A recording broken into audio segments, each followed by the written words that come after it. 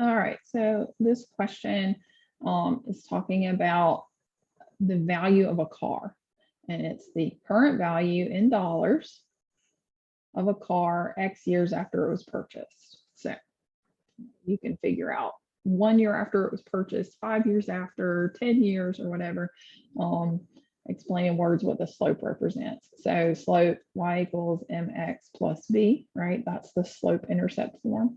And the m is the slope. So when we look at this, y equals mx plus b. B is the y-intercept.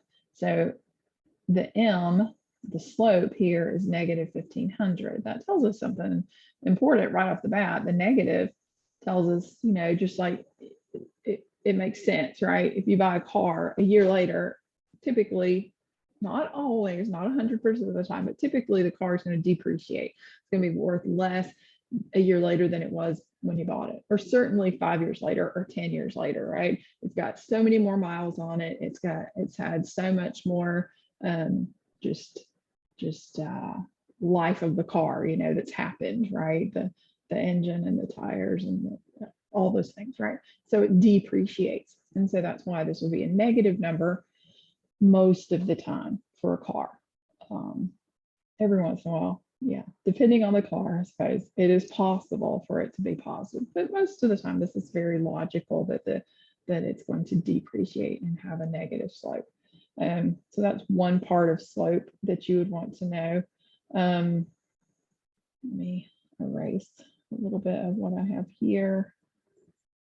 Okay, so you probably seen slope written in these terms over here. Slope is the m that we just talked about in that slope intercept form. This is the formula for slope, right? This is the proper formula that we often see.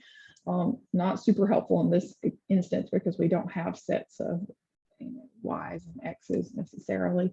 But we also think of it as the rise over the run lots of times, but in this case, it's not rising as we go across. I'll talk about that more in a second, but in this case, it's falling, which is why we have a negative number.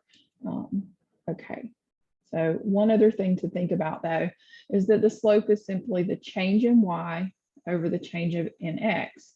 And if you go back to the problem as it's given here, it tells us the y and the x.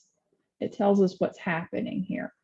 So we have the change in y is the dollars over the change in x is the number of years.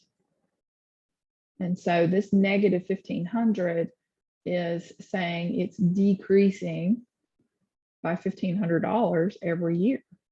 And so you can actually figure out at what point, how many years, theoretically, this car would have no value. Would it be zero or, go into a theoretically negative value? So, the slope is essentially the value of the car in money, dollars, divided by the number of years that have passed since you purchased it.